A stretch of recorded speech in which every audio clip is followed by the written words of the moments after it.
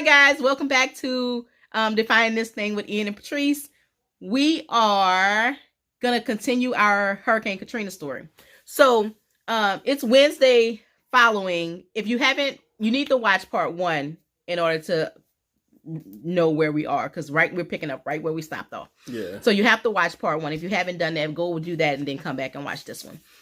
So it's Wednesday. Katrina came over Sunday. So Sunday, Monday, Tuesday, Wednesday. Yeah. So 4 days after Katrina actually landfall hit, we are out the city. We're safe. We're dry. We're living with my daddy. When we got to his apartment, it was the first time that we had actually got to see what was going on. Because they was watching the news like, what the fuck? What the fuck had happened? And we were watching the news like, what in the hell did we just get the fuck out? Like, what did we just get out of? And like, all you could do was just cry and be like, thank you, God, that we moved. It was, I mean, every move we made was like divine steps, ordered, planned, plotted. Yeah, it was. We couldn't have done that no other way. And, you know, I think about the lady who was sitting next to me who stayed. You know, what day did she get out? You know, how long it took her to get out? Because, so like, you know, go to bed Wednesday night, wake up Thursday morning. I think I had like maybe $30. We didn't have much money. So we go to the Walmart and we get toothbrushes, underwear, and like a chain, like a shirt and pair of pants. Mm-hmm.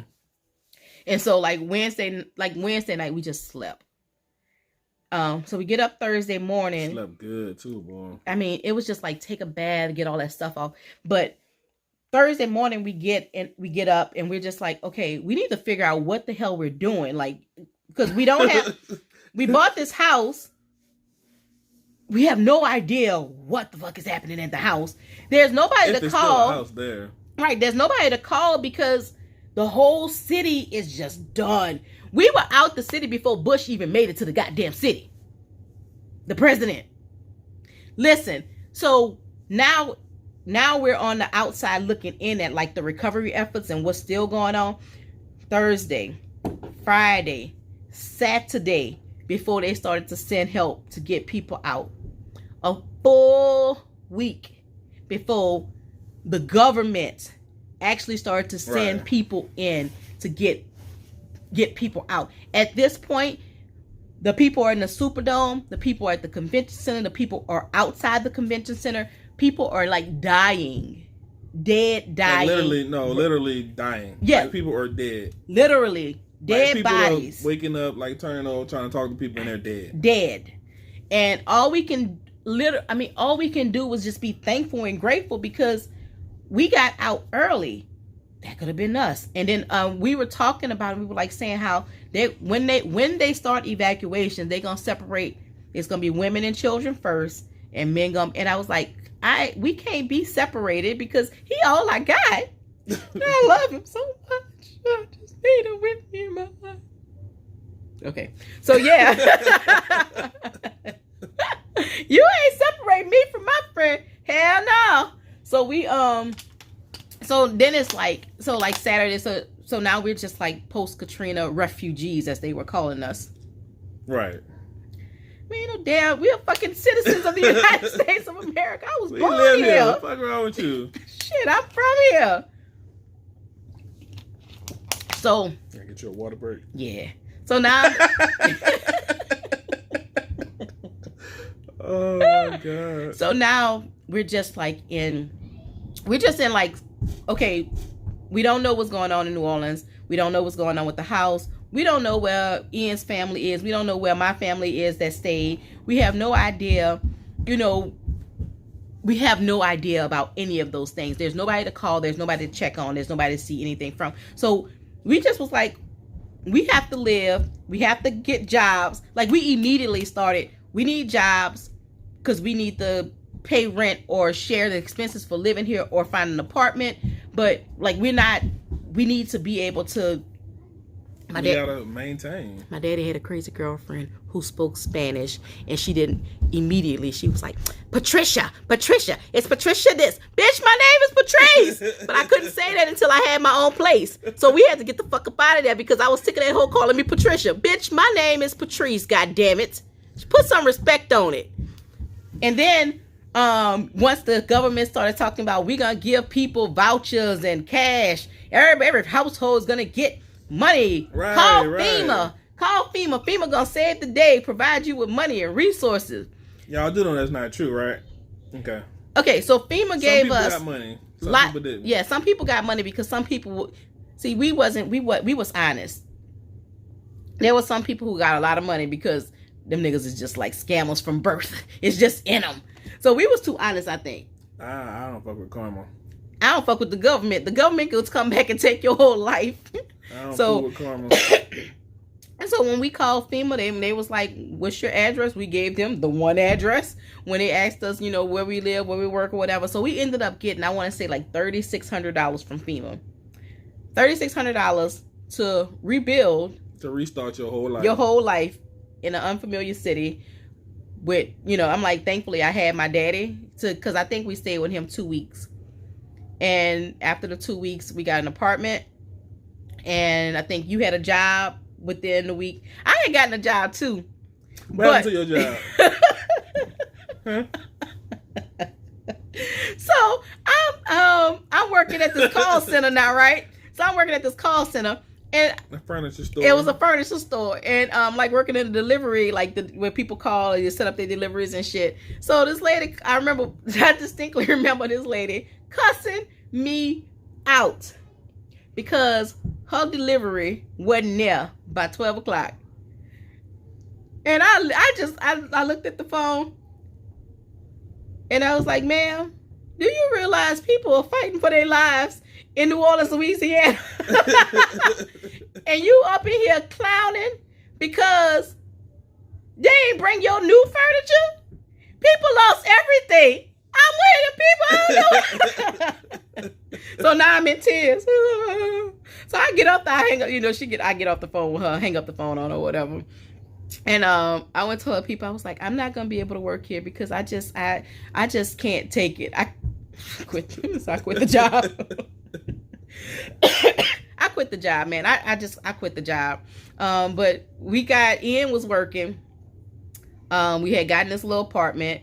We had gotten furniture from like thrift stores and Salvation Army and, you know, shit like that. The American Red Cross gave us a debit card with $10 on it. Thank you, the American Red Cross. You're just so wonderful in a crisis. I appreciate everything that you did. Is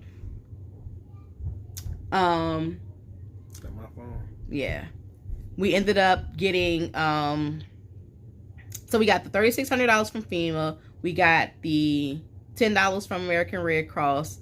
Ian had gotten a job. We had moved into the apartment. The apartment complex was like... This one little church, too, had, they donated had like a store or something. Remember that Oh, little, yeah. that little store thing where they had like clothes and stuff? We had gotten clothes from there. And basically our apartment was furnished with... We had a bedroom, like a bed. I'm gonna kick your kids' ass. Yeah. Punk ass. Y'all don't know we go through to record these videos for y'all. Our kids are upstairs wilding out. And his ass just called. So. And didn't want nothing. So we we've gotten the $3,600 from FEMA. We've gotten $10 from the American Red Cross. Ian has found a job. The church has helped us with clothes. They had like a clothing store, like, you know, you come in and you take what you need sort of situation. I had gotten a job, but I quit the job because it wasn't working out for me very well. But I ended up getting another job. I was doing like working at a doctor's office, like receptionist, front desk girl. And so we're like week 2 after Katrina, and we hustling, you know, we hustling. We've gotten out of the, we hustling. So we just trying to figure out like, okay, this is what we gonna do. So we ended up staying in Kentucky for about 3 months. And then we ended up moving to St. Louis because Ian had gotten a full-time job. I think where you were working at in Kentucky was like contract work. And so he ended up getting a job here in St. Louis. It was full-time. The company had good benefits. And Ian's mom and them had finally gotten out of out of New Orleans. They ended up having to swim out of their apartment. Ended up on the highway for a few days.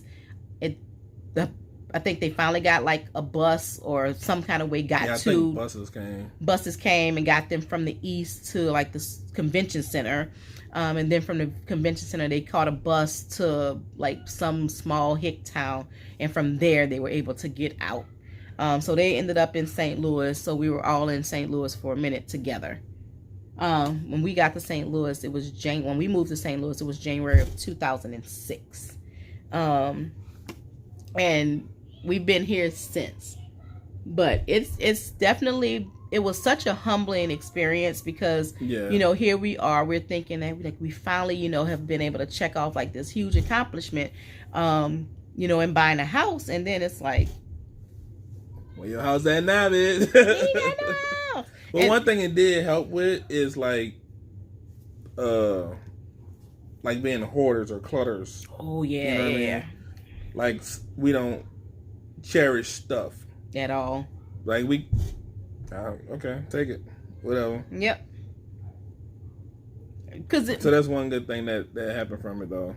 Now the house in New Orleans. Okay, so we bought we bought the house on a Wednesday. We closed on a Wednesday. What we did not know, when we closed on the house on Wednesday, Katrina ass was in the Gulf then. We didn't know that. And what we also didn't know is that when there's a storm in the Gulf, insurance companies put moratoriums on insurance policies. I.e., they ain't really covering your ass until the storm is gone. So pretty much most people in the city didn't have insurance. So, in our case, the policy that we thought we had, we did not have. We ended up getting what they call a forced place policy, which was like a bare bones. We're going to cover the absolute minimum that we can cover. And I'm like, that ain't our fault. How are we supposed to know as a homeowner that there was somebody should have told us, that this was what was happening as far as the insurance and stuff goes. So we didn't get flooding. Our house did not flood. However, we had other damage from the wind, and we had water damage because where the wind, pulls stuff away, we had water damage from that. Insurance company wouldn't cover it. The flood insurance that we had gotten wouldn't cover it because the water damage didn't come from flooding.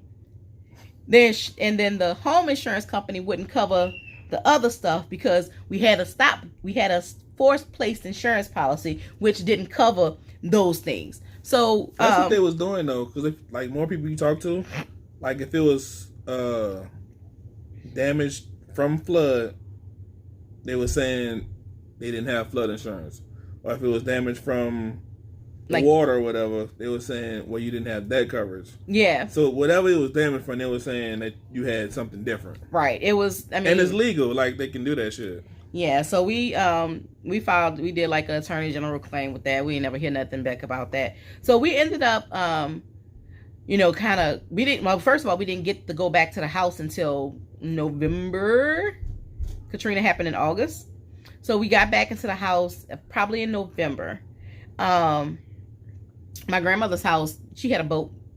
She didn't own a boat, but she had a boat by the time she went back to her house.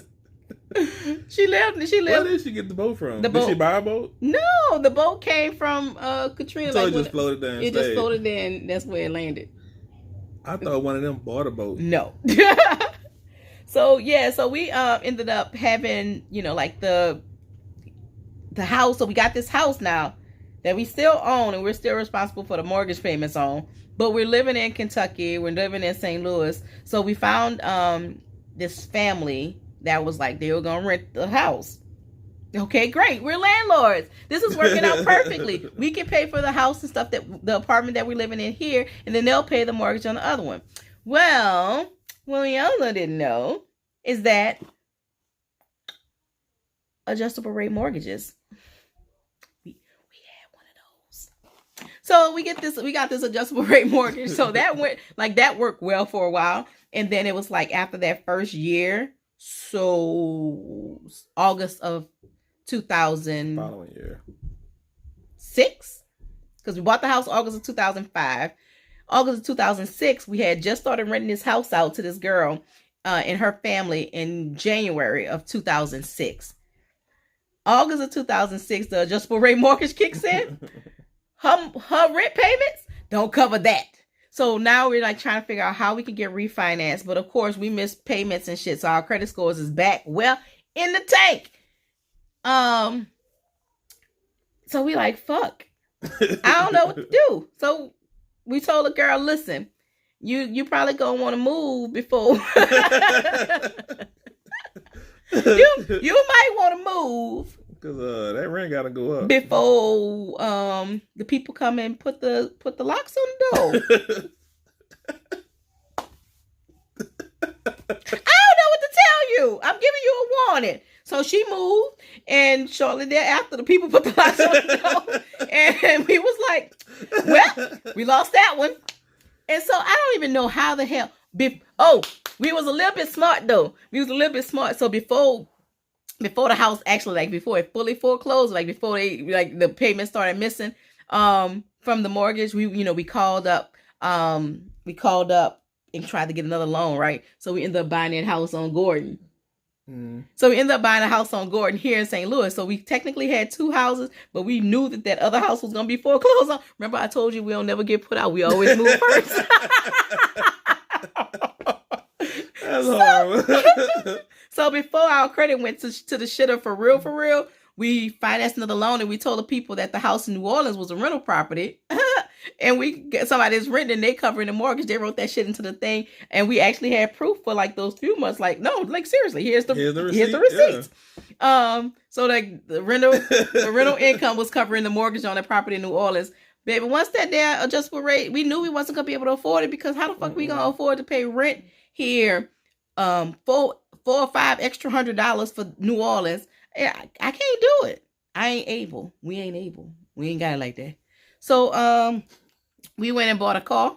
Because again, we still ain't. We making better money choices, but we still ain't. We still making stupid choices. We still fucking up. So we went and bought a car. And we bought this house. So now we got a new mortgage. We got a new car. Brand new car. And to us, it was like, it don't even fucking matter if the credit go bad. We got our house. And this one ain't got no adjustable rate mortgage. We could actually afford it. Baby, let me tell you. So we done foreclosed on the house in New Orleans. So you know what that did to our credit score. So then Ian is working at Cisco. Did you quit this one? You quit this one. You quit Cisco, and then you went and worked at Pepsi. No, I went to the airport first. Okay, so we quit Cisco, which was a lot of money. Went work at the airport, which was not a lot of money. But that's okay, because I was working for the state. And then in 2009, I was blogging. I was a blogger. I was a real good blogger.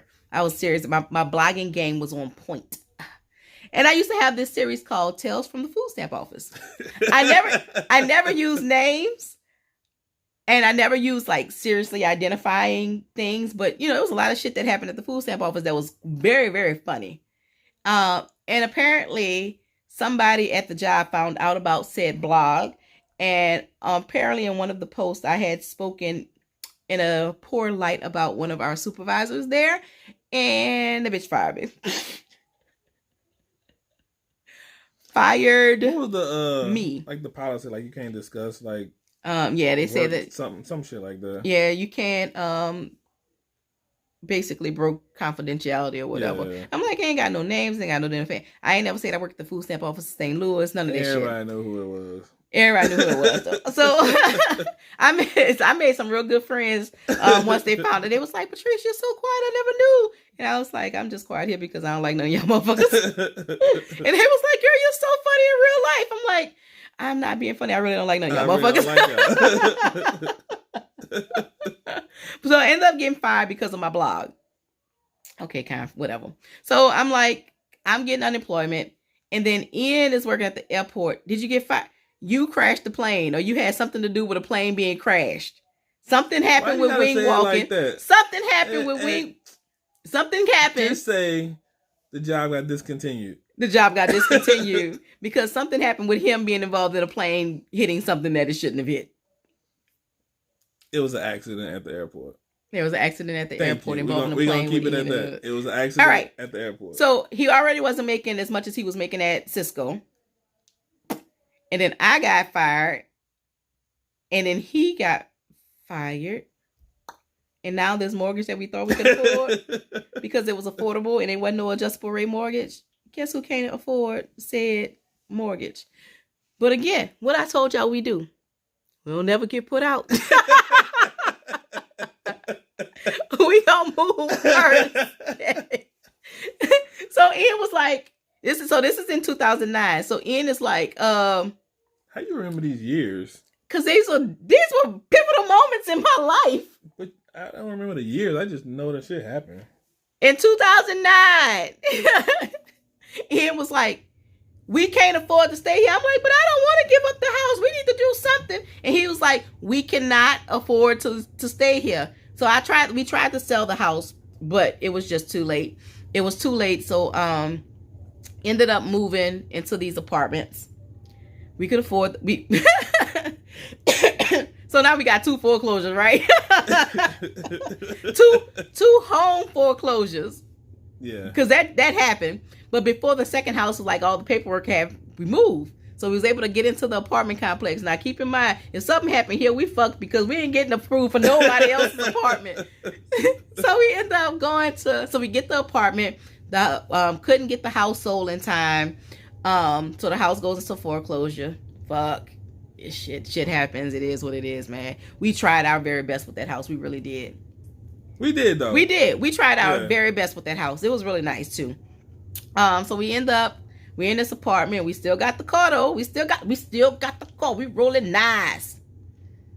And then it was like, I think my daddy had called me back to Kentucky. He was like, they got this lady in the apartment. She's selling this 1995 Honda Civic 2-door. It's a really good car. She want $800 for it. We drove our ass to Louisville, Kentucky in our new car that we was paying a note on. We got there. We talked the lady down to $500. Did all the paperwork. Getting our little 2-seater Honda Civic. Drove it all the way back to St. Louis. And I promptly called the people up at the Mitsubishi place and was like, hey, y'all can come get this car because we can't afford to pay the note. Hey, but that Honda Civic was a beast, though. That Honda Civic lasts us. Like, I still would be driving it if it was 2012. We drove that car for a couple years. We drove that car for 4 more years. Yeah. And the only reason we got another car was because the air had started. The air went out, and I had Eli. I had Ian. Yeah.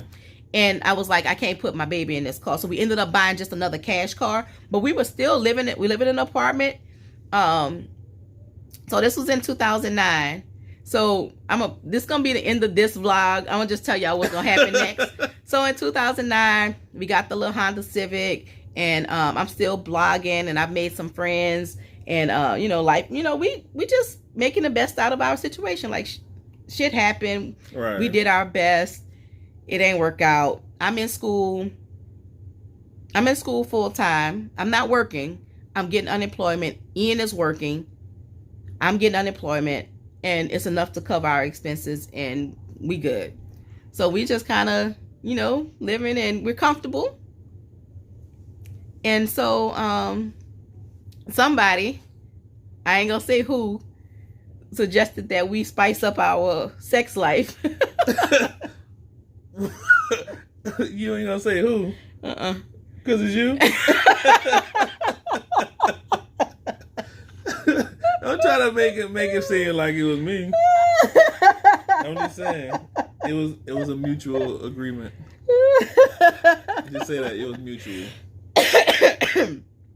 So, so when we back on, so that's our Katrina story, and then we'll be back. Like that's all the places that Katrina took us to and through.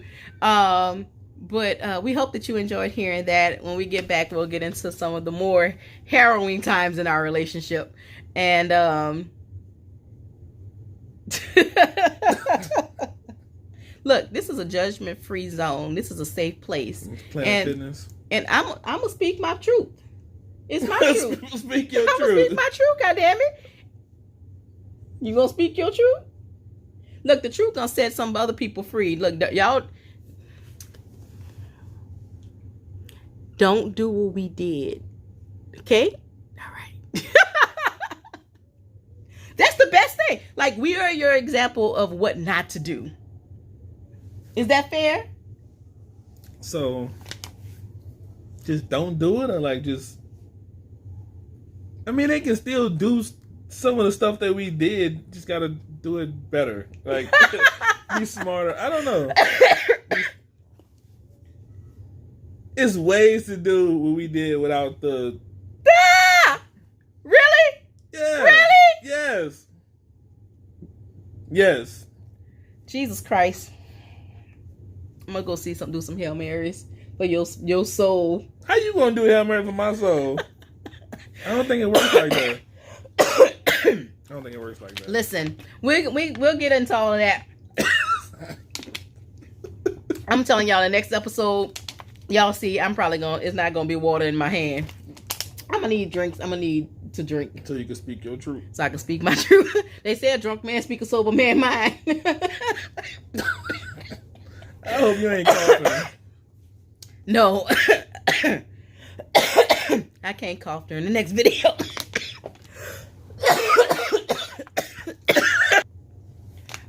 All right, y'all. I didn't die. I'm back. Lord.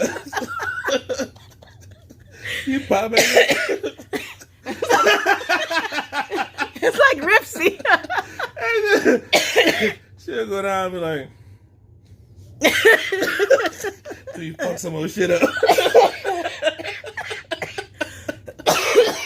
Bro, you got Stay tuned. Oh, you was about to end it? Yeah. Oh, I'm just ending it. No. No, so you guys have been, now we're in 2009. And It's 2019. I know. In this story, in the storyline of our You marriage, said now this is. in the storyline of our marriage, this is 2009. When we come back, we're going to tell y'all about the foolishness that occurred in the year of 2009. You think it was foolishness? We'll see you guys on the next video. Thanks so much for watching. If you like this video, please give it a thumbs up, like, comment, and subscribe. Bye. See y'all in the next video.